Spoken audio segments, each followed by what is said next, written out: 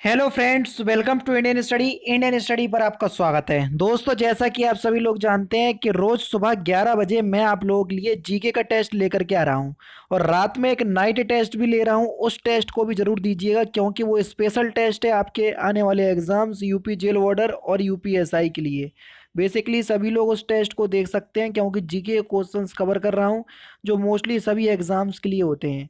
तो उस टेस्ट को आप जरूर से दीजिएगा। रात में 9 बजे वो टेस्ट प्रोवाइड करवा रहा हूँ और ये जीके का सुबह 11 बजे टेस्ट प्रोवाइड करवा रहा हूँ जिसमें करंट अफेयर्स के क्वेश्चंस को शामिल कर रहा हूँ जो कि आपके आने वाले एग्जाम्स के लिए इंपॉर्टेंट होंगे और जीके तो होती ही है।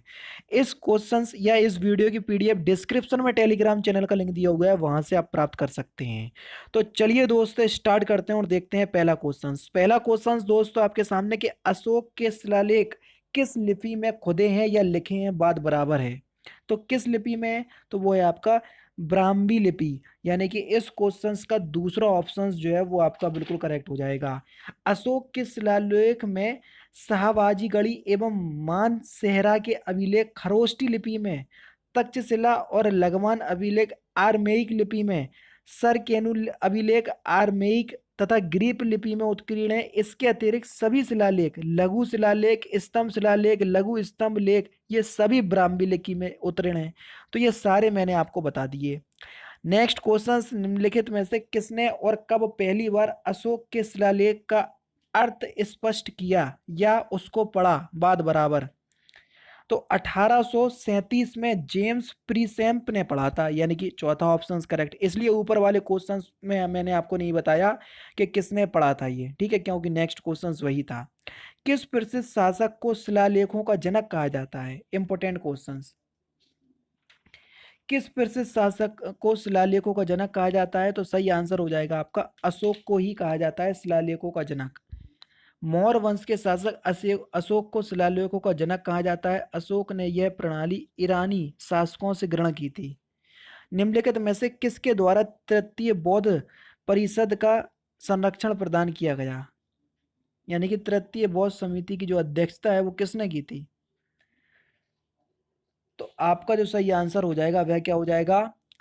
ऑप्शन नंबर बी, अशोक ने। यानी कि इस क्वेश्चंस का पहला ऑप्शन, दूसरा ऑप्शन आपका बिल्कुल करेक्ट है। अशोक से ही संबंधित क्वेश्चंस आज ज्यादा आ गए, है ना। कुछ बात नहीं, सम्राट अशोक बहुत ही प्रख्यात शासक था, इसलिए। मौर्य वंश के शासन के दौरान स्थानिक कौन था? तो स्थानिक जो थे वो जिला प्रशासक थे। पहला ही option correct. Next question, Bharat की संविधान सभा का संवैधानिक सलाहकार कौन था? जल्दी बताओ, संवैधानिक सलाहकार तो कौन था? तो आपका सही आंसर हो जाएगा वीएन राव। तीसरा ऑप्शन करेक्ट। संघीय प्रकार के शासन का एक गंभीर दोष क्या है? जल्दी बताइए, संघीय प्रकार के शासन का एक गंभीर दोष क्या है? इंपोर्टेंट क्वेश्चंस, जल्दी बताइए। तो आपका जो सही आंसर हो जाएगा वह क्या हो जाएगा? प्रखता का खतरा। यानी कि इस क्वेश्चंस का पहला ऑप्शन आपका बिल्कुल करेक्ट है, जो प्रत्यक्षीकरण होता है उसका खतरा। ठीक है। नेक्स्ट क्वेश्चन आपका, सरकार की निम्नलिखित प्रणालियों में से किसमें द्विसदन पद्धति एक अनिवार्य लक्षण है? तो किसमें है?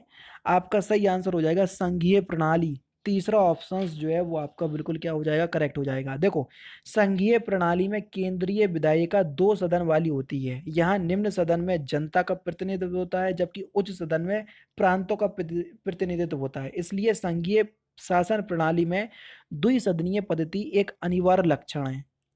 नेक्स्ट क्वेश्चन, लोकतांत्रिक केंद्रीकरण किसकी महत्वपूर्ण विशेषता है? तो आपका जो सही आंसर हो जाएगा वह क्या हो जाएगा? ऑप्शन नंबर सी, समाजवादी राज्य की। तीसरा ऑप्शन करेक्ट। निम्नलिखित में से कौन सा संविधान संशोधन अधिनियम मिनी संविधान संशोधन कहा जाता है या मिनी कॉन्स्टिट्यूशन कहा जाता है? तो 42वां संविधान संशोधन जो कि 1976 में हुआ था। यानी कि तीसरा ऑप्शन आपका बिल्कुल करेक्ट है। ये बहुत इंपॉर्टेंट संविधान संशोधन था। इसे हम मिनी कॉन्स्टिट्यूशन भी कहते हैं। इस संविधान संशोधन के तहत संविधान की प्रस्तावना के साथ साथ संविधान के कई अनुच्छेदों में संशोधन किया गया था। नेक्स्ट क्वेश्चन, मुख्यमंत्री किन के बीच मुख्य संपर्क जोड़ता है? तो मुख्यमंत्री किन के बीच मुख्य संपर्क जोड़ता है? राज्यपाल और मंत्रिपरिषद के बीच। पहला ही ऑप्शन करेक्ट है। सौरमंडल में कौन सा ग्रह लगभग पृथ्वी जितना बड़ा है, जिसको हम पृथ्वी की जुड़वा बहन भी कहते हैं? तो कौन सा ग्रह है? तो आपका जो सही आंसर हो जाएगा वह क्या हो जाएगा? ऑप्शन नंबर शुक्र, यानी कि ऑप्शन नंबर सी, तीसरा ऑप्शन आपका बिल्कुल करेक्ट है। इसको पृथ्वी की बहन भी कहते हैं, साय का तारा, भूर का तारा भी कहते हैं। ठीक है। चंद्रमा की तरह प्रावस्थाएं दिखाने वाला ग्रह कौन सा है? जो चंद्रमा की तरह बिल्कुल है। तो आपका जो सही आंसर हो जाएगा वह हो जाएगा शुक्र। पहला ही ऑप्शन जो है वो आपका बिल्कुल करेक्ट हो जाएगा। आज क्वेश्चंस की थोड़ी भाषा आपको हार्ड लग रही होगी, लेकिन कोई बात नहीं। चंद्रमा की तरह जो फेसेस होते हैं उसको बोलते हैं, फेसेस दिखाने वाला ग्रह जो है वो शुक्र है। ठीक है। देखो, ग्रहों में बुध तथा शुक्र ही दिखाने वाली कलाएं होती हैं। इन जो ग्रह होते हैं उसमें जो फेसेस दिखाने वाली कलाएं जो होती हैं वो बुध और शुक्र में ही होती हैं। ठीक है। शुक्र का धरातल दिखाई नहीं पड़ता है क्योंकि यह सघन बादलों से ढका हुआ है। शुक्र के धरातल पर तीक्ष्ण किनारे वाली चट्टानें हैं जो ज्वालामुखी उत्पत्ति का परिणाम है। यह द्रव्यमान तथा आकार में पृथ्वी के समान है। यह सुबह तथा शाम को दिखने वाले सर्वाधिक चमकीला ग्रह है। ठीक है। नेक्स्ट क्वेश्चन, प्रति व्यक्ति आय निकालने के लिए राष्ट्रीय आय को भाग दिया जाता है किससे? देखो, फॉर्मूला मैं आपको पूरा बता दे रहा हूँ। प्रति व्यक्ति आय बराबर में होता है कुल राष्ट्रीय आय डिवाइड बाय कुल जनसंख्या। तो किससे भाग दिया जाता है? देश की कुल जनसंख्या से। तो पहला ऑप्शन करेक्ट। समझ गए? कुल राष्ट्रीय आय बटे में कुल जनसंख्या होता है। तो इस तरीके से आप याद कर लीजिएगा तो कभी नहीं भूलोगे।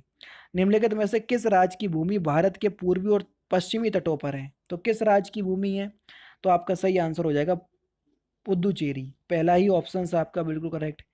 निम्नलिखित में से भारत के किस राज्य का क्षेत्रफल सबसे अधिक है? देखो, क्षेत्रफल की दृष्टि से राजस्थान है, जनसंख्या की दृष्टि से उत्तर प्रदेश है। किस भारतीय राज्य की तट रेखा सबसे लंबी है? तो सबसे लंबी तट रेखा वाला राज्य, देखो गुजरात तो ऑप्शंस में है नहीं है, अब बताओ तो गुजरात के बाद कौन सा हो जाएगा? तो आपका जो सही आंसर हो जाएगा वह हो जाएगा आंध्र प्रदेश। पहला ही ऑप्शन आपका बिल्कुल करेक्ट है। सती प्रथा कब समाप्त हुई थी? तो सती प्रथा का उन्मूलन किसने किया था? लॉर्ड विलियम बेंकेट ने। और ये किस समय के गवर्नर जनरल थे? अगर आपको याद है तो आराम से बता सकते। तो आपका सही आंसर हो जाएगा 1829। पहला ही ऑप्शन करेक्ट। निम्नलिखित में से अधिक जलन पैदा होती है? उबलते हुए पानी अगर आपके हाथ में डालेंगे इससे ज़्यादा जलन पैदा होगी, गर्म पानी से, भाप से, या पिघलती हुई लावी बर्फ से? तो देखो, भाप से सबसे ज़्यादा जलन पैदा होगी। तीसरा ऑप्शन आपका बिल्कुल करेक्ट हो जाएगा। नेक्स्ट क्वेश्चन, वायु की क्षैतिज गति से होने वाली ऊष्मा के अंतरण को क्या कहते हैं? तो उसको हम कहते हैं अभिवहन। पहला ही ऑप्शन आपका बिल्कुल करेक्ट है। एक वास्तविक गैस किसमें एक आदर्श गैस के रूप में क्रिया कर सकती है?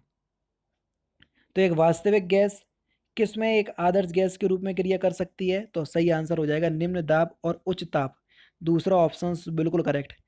निम्नलिखित में से किसमें संवहन होता है? तो संवहन की क्रिया किसमें होती है? तो संवहन की क्रिया जो है ना केवल द्रव और गैसों में होती है, ठोस को छोड़ करके।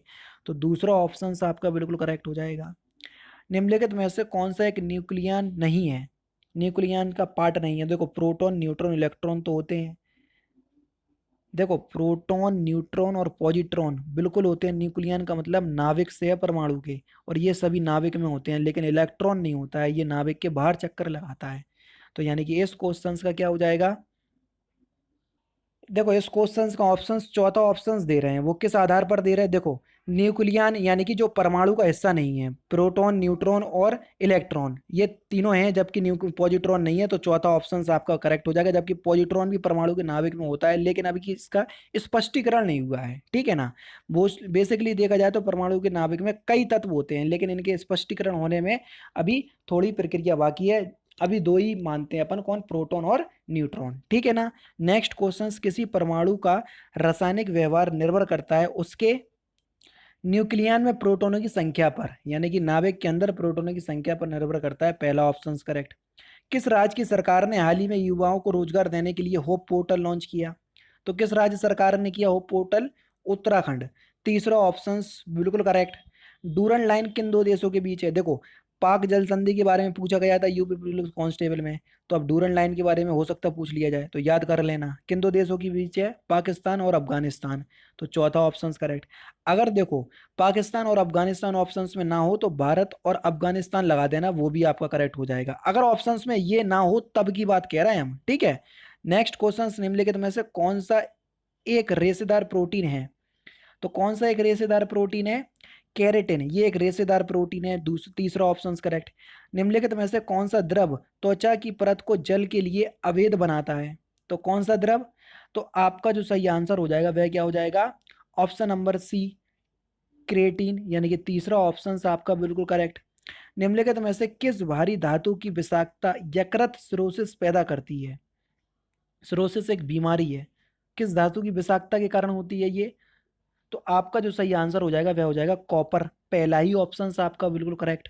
नींबू में खटास किस चीज के कारण आती है? नींबू में आपको पता होना चाहिए कौन सा एसिड होता है, साइट्रिक एसिड। तो यानी कि चौथा ऑप्शन आपका बिल्कुल करेक्ट। हाल ही में खिलाड़ी बलवीर सिंह कुलार का निधन हुआ, वह किस खेल से संबंधित थे? बलवीर सिंह कुलार ये किस खेल से संबंधित थे? ये हॉकी से संबंधित थे, पहला ही ऑप्शन करेक्ट। किस पादप का वह हिस्सा जो दूसरे पादप पर लगाया जाता है उसको हम क्या कहते हैं? तो उसको हम कहते हैं कलम, दूसरा ऑप्शन बिल्कुल करेक्ट। निम्नलिखित में से कौन सा शहर हाल ही में उत्तराखंड की ग्रीष्मकालीन राजधानी बना? मोस्ट इंपोर्टेंट क्वेश्चंस ये आपके एग्जाम में पूछा जाएगा, क्योंकि उत्तर प्रदेश से उत्तराखंड अलग हुआ था, तो उत्तराखंड के भी कुछ ऐसे इंपॉर्टेंट क्वेश्चंस जो आपको जानना चाहिए, इसलिए आपको ये याद कर लेना है। तो गैरसैंण, चौथा ऑप्शन आपका बिल्कुल करेक्ट। पर्णांक के बीजाणु धानीदार पत्ते को क्या कहते हैं या क्या कहा जाता है? तो आपका जो सही आंसर हो जाएगा वह हो जाएगा आपका विजाणुपण, यानी कि चौथा ऑप्शन करेक्ट। निम्नलिखित में से कौन सा प्रत्यक्ष कर है जो हम डायरेक्ट वसूल करते हैं? धन कर, धन कर जो है ये एक प्रत्यक्ष कर है, तीसरा ऑप्शन करेक्ट। निम्नलिखित में से किस कर की वसूली केंद्रीय सरकार द्वारा नहीं की जाती है? तो आपका जो सही आंसर हो जाएगा वह हो जाएगा आपका व्यवसायिक कर, तीसरा ऑप्शन बिल्कुल करेक्ट।